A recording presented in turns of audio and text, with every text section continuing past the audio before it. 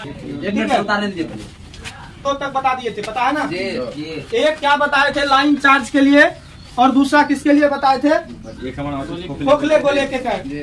अब हम लोग आज तीसरा देखते हैं, electric field due to charge non conducting solid sphere.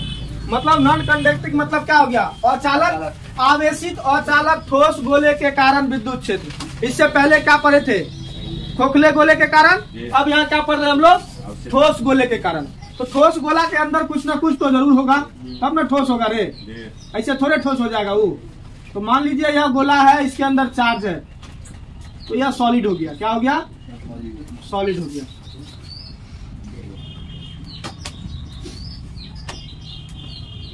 और इसका ये सेंटर हो गया, ये कैपिटल आर हो गया, और यह नहीं, अभी नहीं लेंगे क्योंकि अब हमको पॉइंट अलग अलग जगह से लेना है। जैसे उसमें 3 जगह लिए थे ना पॉइंट, एक गोले के बाहर लिए थे, एक गोले का सतह पर लिए थे, और एक गोले के अंदर। तो इसमें भी तीनों कंडीशन को हम लोग देखेंगे, अप्लाई करेंगे। तो पहला कंडीशन क्या है? जब पॉइंट कहाँ हो? जब पॉइंट गोले के बाहर हो। गोले के देखिए, जब पॉइंट गोले के बाहर होगा तब क्या होगा? तो गोले के बाहर मान लीजिए कोई यह पॉइंट है, यहाँ ले लिए ना, और यहाँ से यहाँ तक की दूरी स्मॉल आर है। और गॉस क्या बोलता है? जब तक घेरेंगे नहीं तब तक छोड़ेंगे नहीं, जब तक घेरेंगे नहीं तब तक छोड़ेंगे नहीं, आएंगे नहीं। ठीक है, तो यह क्या हो गया? गॉसियन सरफेस हो गया बउआ।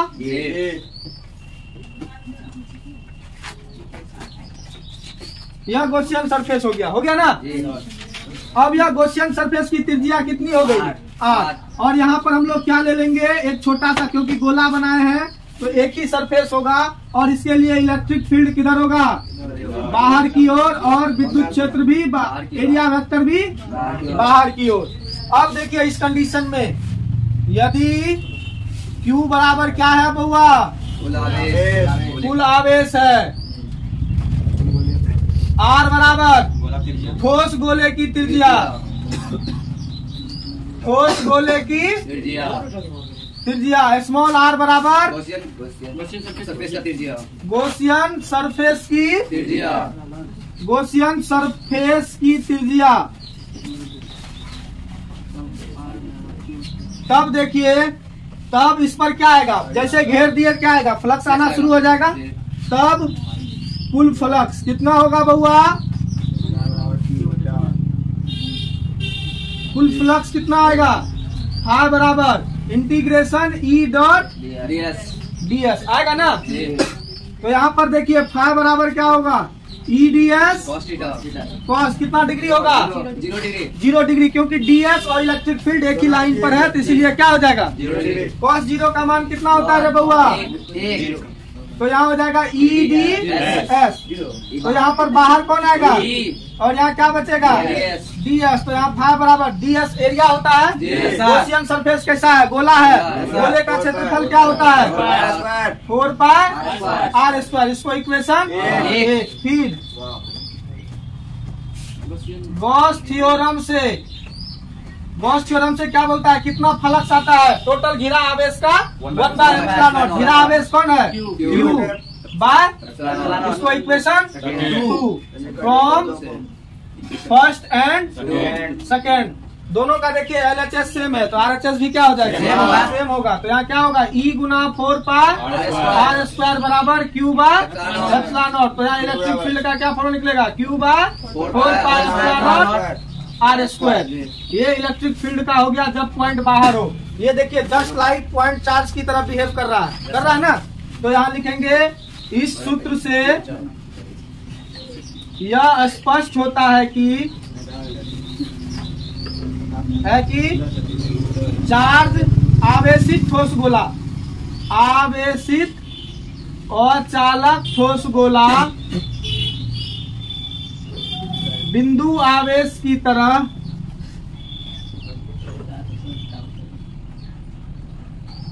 व्यवहार करता है जब पॉइंट गोले के बाहर हो, गोले के बाहर हो।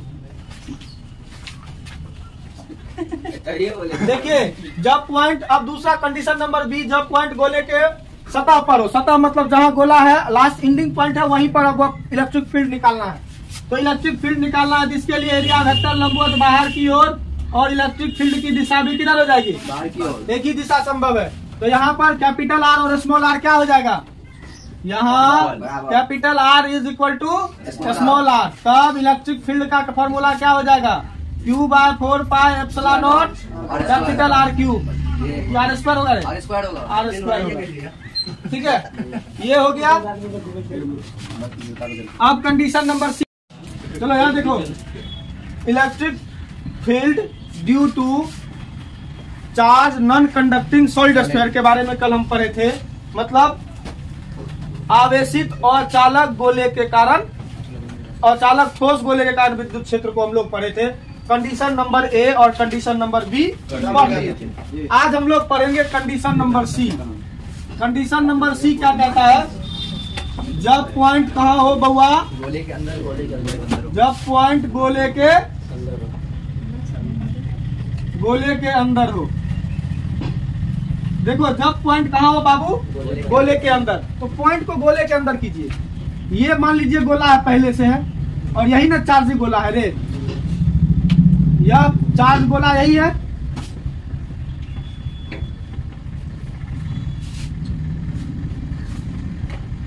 और इसका रेडियस क्या है, कैपिटल आर। अब पॉइंट को कहाँ लेना है, अंदर में। तो मान लीजिए ये पॉइंट लिए, और इसको क्या करना पड़ेगा, हमको घेरना पड़ेगा। घेर दिए, अब घेर दिए तो यहाँ पर हमको क्या करना पड़ेगा, एक एरिया वेक्टर लेना पड़ेगा।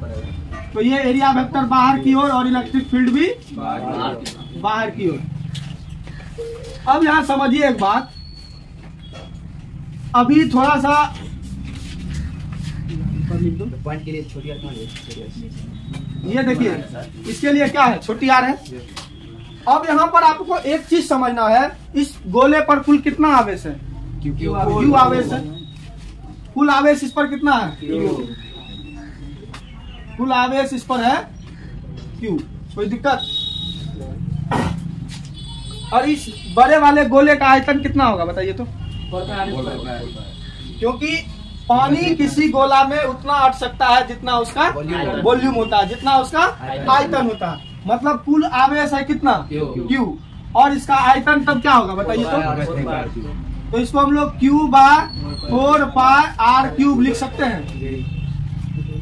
अब कहिएगा सर Q बाय Q कर दिए तो यह क्या हो गया, वॉल्यूम चार्ज डेंसिटी हो गया। क्यों, क्या हो गया यह, आयतन आवेश घनत्व हो गया। अब कहिएगा सर ये आप कैसे गड़बड़ा गए, आयतन आवेश। देखिए हम ये आयतन आवेश घनत्व क्यों निकाले, क्योंकि आयतन आवेश घनत्व क्या होता है, प्रति इकाई आयतन में। मतलब कहने का अर्थ है, ये बड़ा सा गोला है, समझिए इस बात को, हम एग्जांपल लेके बता रहे हैं। ये बड़ा सा गोला है, इसमें 1 मीटर 10 मीटर क्यूब, तो ये आयतन निकला है, निकला है ना। 10 मीटर क्यूब में 5 कूलम आवेश है। कितना आवेश है, 5 कूलम आवेश है। तो 1 मीटर क्यूब में कितना आएगा, 5/10 कूलम। वही अगर यदि कुछ रहेगा 3 मीटर क्यूब में कितना आएगा, 5/10 गुना 3 कूलम, इतना आएगा। सेम इसी टाइप से यहाँ पर, अब देखिए इस पर टोटल आवेश कितना है, क्यू आवेश है, और इसके प्रति इकाई आयतन में कितना आवेश होगा। तो उसको निकालने के लिए क्या करना पड़ेगा, क्यू को उसके आयतन से क्या करना पड़ेगा, डिवाइड। जैसे यहाँ किया उसके आयतन से डिवाइड किया नहीं यारे। फिर देखिए, फिर हमको निकालना है कितना, इस गोले में कितना अंदर में आवेश है, इसी पर ना फ्लक्स आएगा। तो इस गोले पर कितना आवेश होगा। तो यहाँ पर देखिए, इसको हमको क्या करेंगे, Q by 4 pi R cube into 4 pi small R cube होगा। क्यों होगा, क्योंकि इसका रेडियस क्या है, स्मॉल आर, और इसका रेडियस कैपिटल आर। तो यहाँ स्मॉल आर और कैपिटल आर दे दिए, मतलब इसके आयतन में कितना आवेश उपस्थित होगा, उसको निकालने के लिए आयतन आवेश घनत्व में किसको गुना करना पड़ेगा, इसके आयतन से गुना करना पड़ेगा। जैसे यहाँ की है, ये है ना। तो यहाँ पर देखिए ये क्या हो गया, गॉसियन सरफेस से घिरा आवेश है ना, ये गॉसियन सरफेस है ना अंदर वाला। तो यहाँ पर इसको हम लोग क्या लिख सकते हैं, Q डैश, क्या लिख सकते हैं, Q डैश। और इसको इंडिकेट क्या चीज करते हैं, गॉसियन सरफेस से घिरा, गॉसियन सरफेस से घिरा आवेश क्या है यह? तब इस पर अब कुल कितना होगा? कुल electric flux phi is equal to क्या होगा? इंटीग्रेशन ई डॉट ds होगा ना। तो यहाँ पर दोनों के बीच का एंगल कितना डिग्री है? 0। तो यहाँ EDS cos 0। तो EDS cos 0 का वैल्यू क्या होता है? 1। तो क्या हो जाएगा? EDS। और यहाँ फाई बराबर क्या होगा? E बाहर होगा, इंटीग्रेशन ds। अब कैसा शेप है? गोलाकार। तो गोले का क्षेत्रफल क्या होता है? 4 पाई r स्क्वायर। तो यहाँ पर फाई बराबर E गुना 4 पाई r स्क्वायर। इसको इक्वेशन 1। अब गॉस प्रमेय क्या कहता है बबुआ? इस पर जितना आवेश घिरा हुआ है उसका 1/ε0 गुना फ्लक्स आता है। यानी फाई बराबर क्या होगा? Q dash by ε0। इससे घिरा आवेश कितना है? Q डैश है ना। अब यहाँ 4 पाई कट गया है। हाँ? तो यहाँ पर क्या बचा है? QR³ बचा है। तो यहाँ पर हम लोग फाई बराबर जहाँ Q1 है उसको क्या लिखेंगे? QR³ बटा कैपिटल R³ इंटू, क्योंकि ई तो नीचे चले आएगा तो वो उसके साथ मल्टीप्लाई हो जाएगा। इसको इक्वेशन क्या करो? 2 मान लो। फ्रॉम फर्स्ट एंड सेकेंड दोनों से क्या करेंगे? मिलाएंगे, कन्वर्ट। LHS सेम है तो RHS भी क्या होगा? सेम। तो E बराबर E गुना 4 पाई r स्क्वायर बराबर QR³ बटा R³/0। ये हो गया। अब ये इसके साथ क्या चीज में है? इधर आएगा क्या चीज में होगा? E बराबर क्या होगा? QR³ बटा 4 pi ε0 r square into capital R³ cut गया। कितना बचा? यहाँ 1 बचा है। तो इलेक्ट्रिक फील्ड का क्या फॉर्मूला हो जाएगा? QR upon 4 pi ε0 into capital R³।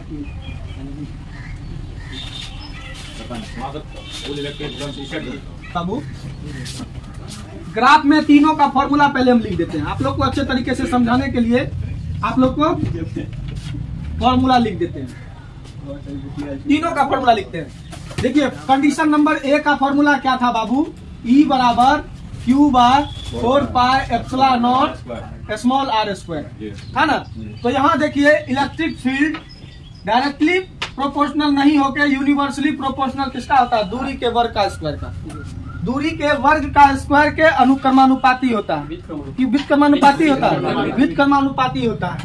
और दूसरा है कंडीशन नंबर बी में। तो यहाँ पर इलेक्ट्रिक फील्ड क्या करेगा? दूरी बढ़ने पर इलेक्ट्रिक फील्ड क्या करेगा? इंक्रीज करेगा कि डिक्रीज करेगा? घटेगा कि बढ़ेगा?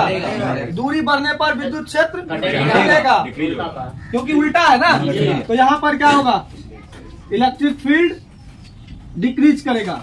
दूरी बढ़ेगा तो डिक्रीज करेगा, दूरी घटेगा तो इंक्रीज करेगा। दूसरा कंडीशन नंबर बी में फॉर्मूला था Q/4 पाई ε0 इंटू कैपिटल R स्क्वायर है ना, यही रे। तो यहाँ पर इलेक्ट्रिक फील्ड क्या हो जाता? मैक्सिमम, क्योंकि सबसे अधिक आवेश कहाँ रहता? टोटल गोला पर ही ना।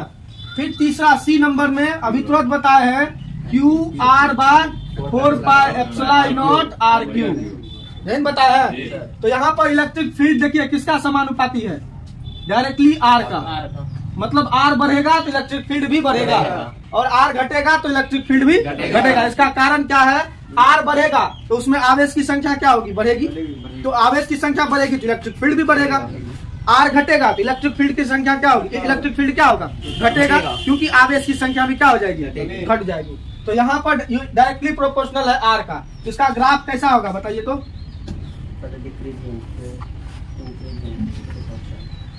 इसका ग्राफ होगा, पहला कंडीशन R बड़ा है, स्मॉल r छोटा है किससे? कैपिटल R से। एक क्या है? R बराबर R। तीसरा क्या है? छोटा r बड़ा है कैपिटल R से। तो इसका ग्राफ कैसा होगा? मैक्सिमम कहाँ होता है? R बराबर R। तो यहाँ से क्या प्रोपोर्शनल है तो सीधा जाएगा। प्रोपोर्शनल का ग्राफ इन होता है, समानुपाती का ग्राफ। इसके बाद क्या होता है? ये R स्क्वायर 1/r²। ये व्युत्क्रमानुपाती का ग्राफ है और वो वर्ग के व्युत्क्रमानुपाती का। तो ग्राफ ऐसा है।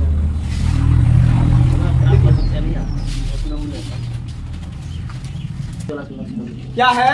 एक आवेशित, किसी आवेशित छड़ से 2 सेंटीमीटर की दूरी पर विद्युत क्षेत्र कितना है बाबू?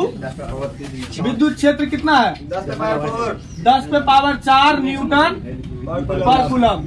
इतना है। कितना दूरी पर? 2 सेंटीमीटर की दूरी पर। तो आर बराबर कितना हो गया? 2 सेंटीमीटर। तो 2 सेंटीमीटर को पहले क्या चीज बनाना पड़ेगा हमको? क्यों बनाना पड़ेगा? क्योंकि इलेक्ट्रिक फील्ड हमको किसमें दिया है? SI यूनिट में। तो इसको भी हमको किसमें लाना होगा? SI यूनिट में। तो इसको 100 से भाग देना पड़ेगा। तो क्या होगा?